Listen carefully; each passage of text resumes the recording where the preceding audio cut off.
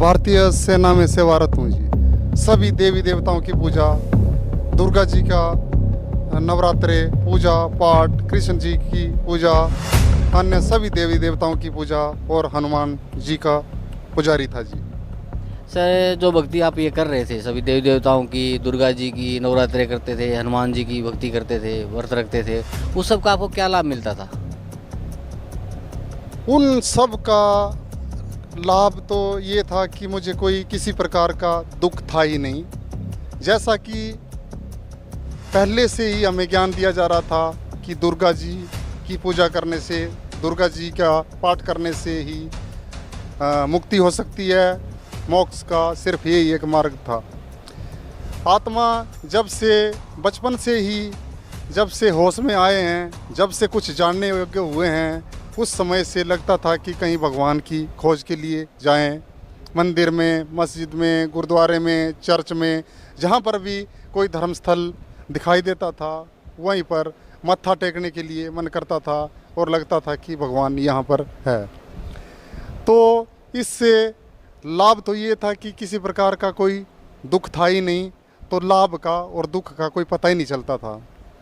लेकिन आत्मा इस चीज़ को बिल्कुल स्वीकार नहीं करती थी कि जो भक्ति, जो व्रत, पूजा पाठ मैं कर रहा हूँ, इससे आत्मा को किसी प्रकार की कोई संतुष्टि नहीं थी। तो ये सब करते करते तकरीबन 20 वर्षों से लगभग सभी संत महापुरुषों के आचार्य, ब्राह्मण, मंडलेश्वर टेलीविज़न के माध्यम से जो भी सत्संग सुनाया करते थे, मैं उन सब को बड़े ध्यान मगन होकर सुनता था और आत्मा चाहती थी कि भगवान कहीं मिले। लेकिन इसके साथ साथ में मुझे सन 2009 में बहुत ही ज़बरदस्त भयानक बीमारी का सामना करना पड़ा।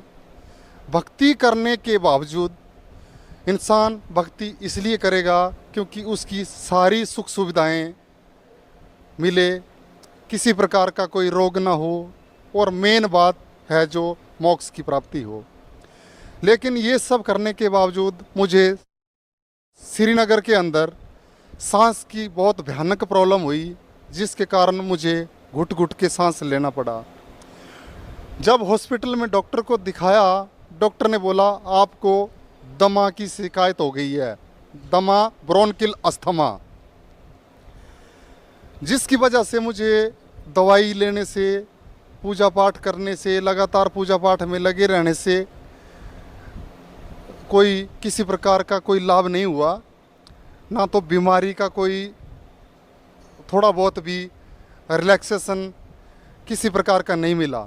दवाइयाँ खाते खाते डॉक्टरों ने यहाँ तक बता दिया कि आपको जीवन भर दवाई खाना पड़ेगी। इस दमा की शिकायत का, सांस की बीमारी का आज तक कभी भी परमानेंट कोई इलाज नहीं निकला है। इस चीज़ को सहन करते हुए, दवाइयों को खाते हुए, कुछ दवाइयों को नहीं खाया, इसलिए नहीं खाया कि दुर्गा माता की भक्ति करते हैं, साल में दो बार नवरात्रे आते हैं, श्री कृष्ण भगवान ही ठीक करेंगे, करेंगे तो करेंगे, नहीं तो मोक्ष मार्ग तो है ही है, नहीं तो मर जाएंगे। सर, फिर परम संत सतगुरु रामपाल जी महाराज की शरण में आप कैसे आए? परमपिता परमात्मा जगत गुरु तत्वदर्शी संत रामपाल जी महाराज ब्रह्मांड के एकमात्र सतगुरु हैं। परमात्मा की शरण में मुझे ज्ञान गंगा भगत दीपक जी हिमाचल से हैं, उन्होंने ज्ञान गंगा दी है। और जिस दिन से मुझे ज्ञान गंगा मिली, उस दिन से, उस ज्ञान गंगा को पढ़ने से मुझे लगा कि ऐसा ज्ञान जिसके लिए हम सदियों से तड़प रहे थे, ज्ञान गंगा पढ़ते ही मेरी आत्मा गदगद हो उठी और मुझे लगा कि यहाँ पर अभी पक्का ठिकाना मिल गया है। जिस तरीके का ज्ञान ना कभी पहले सुना था, ना ही सोचा था, वो परमात्मा कबीर भगवान, कबीर साहब हैं। ज्ञान गंगा पढ़ने से दास को इतनी तो जानकारी हो गई कि इसके अलावा ब्रह्मांड में किसी भी प्रकार का और कोई ठिकाना नहीं है। तो ज्ञान गंगा पढ़ने से ही परमात्मा की शरण में आया हूँ जी। सर पहले आप बहुत भक्तियाँ करते थे और उन भक्तियों से आपको कोई लाभ नहीं मिला, आप उल्टे बीमार हो गए, अस्थमा जैसी बीमारी, भयानक बीमारी आपको लगी। फिर आप परम संत सतगुरु रामपाल जी महाराज द्वारा लिखित पुस्तक प्राप्त हुई आपको, ज्ञान गंगा, उससे आपको पढ़ा तो उसे आपने ऑब्जर्व किया कि भाई ये एक पुस्तक है और एक परम संत हैं सतगुरु रामपाल जी महाराज, उनसे नाम उपदेश लेना चाहिए, और आपने उनसे आपका नाम उपदेश लिया। तो परम संत सतगुरु रामपाल जी महाराज ने जो भक्ति आपको दी है, जो मंत्र जाप आपको करने को दिया है, उससे भक्ति से आपको क्या लाभ मिला? मुझे सबसे पहले तो मैंने ये सोच लिया था कि मेरी बीमारी को नज़रअंदाज करते हुए मैंने सोचा था कि बीमारी का अभी कोई किसी प्रकार का इलाज ना तो होगा, ना ही मैंने कराना है। मुझे जिस चीज़ की चाहत थी कि मुझे मोक्ष मार्ग मिले और मुझे इसके अलावा और कुछ ना चाहिए था। तो परम संत तत्वदर्शी संत रामपाल जी महाराज की शरण में आने से मुझे सबसे पहली बात तो मोक्ष मार्ग मिला। इसके साथ साथ में मैंने ऐसा कभी सोचा तक नहीं था कि हॉस्पिटल श्रीनगर के स्पेशलिस्ट डॉक्टर, इसके अलावा दिल्ली हॉस्पिटल में बहुत अच्छे अच्छे स्पेशलिस्ट डॉक्टरों को दिखाया, जिसके प्रमाण मेरे पास हैं। कलकत्ता में बहुत अच्छे स्पेशलिस्ट को, पुल्मोनोलॉजिस्ट को दिखाया, उन सब ने यही बोला कि इस बीमारी का आज तक कोई इलाज नहीं है, ना ही होगा। मुझे बीमारी का तो कोई था ही नहीं लेना देना कि बीमारी का इलाज होए ना होए, आत्मा को चाहत थी कि मुझे मोक्ष मार्ग मिले और सद्भक्ति मिले। संत रामपाल जी महाराज की शरण में आने से मुझे सबसे बड़ा लाभ तो ये है कि मुझे मोक्ष मार्ग मिला, और जो ब्रह्मांड में मिलना बहुत मुश्किल है, जो मुझे मिला। इसके लिए मैं परमात्मा संत रामपाल जी महाराज का कोटि कोटि दंडवत प्रणाम करता हूँ। इसके साथ साथ में परमात्मा ने कहा कि परमात्मा बंदी छोड़ हैं, बंदरों के शत्रु हैं, सब रोगों का नाश कर सकते हैं। वही परमात्मा कबीर साहब सब रोगों का, सब कष्टों का निवारण करने में सक्षम है। बाकी किसी के बस में ये बात नहीं।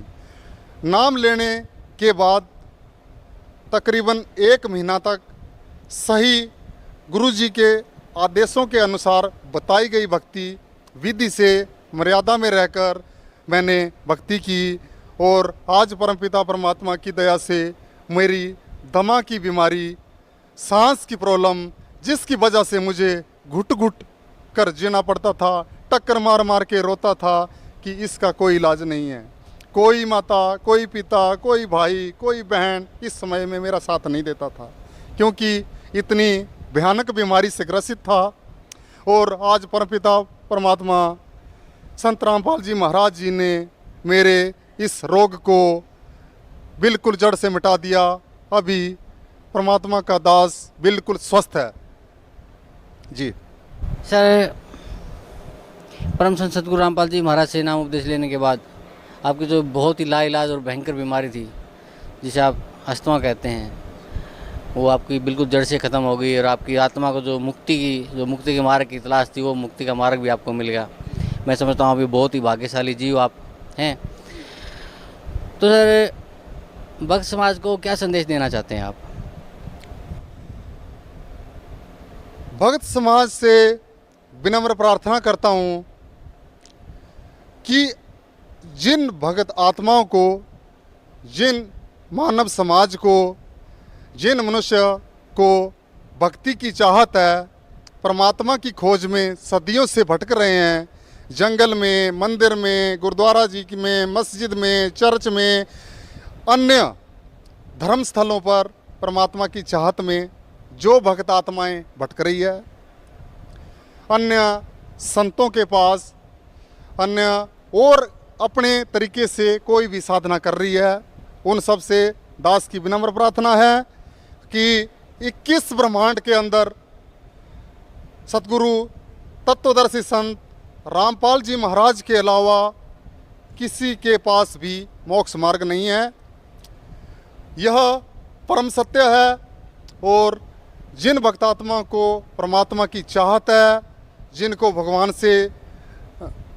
भगवान की खोज है, उन भक्तात्माओं को जल्दी से जल्दी बरवाड़ा सतलोक आश्रम में आकर अपना मोक्ष मार्ग सबसे पहले तत्व ज्ञान को समझकर, सबसे पहले अपने सभी पवित्र सर्वधर्म ग्रंथों को समझकर, आधार मानकर, उस तत्व ज्ञान को समझकर फिर सतगुरु तत्वदर्शी संत रामपाल जी महाराज जी की शरण में आएं और अपना जीवन कल्याण करें।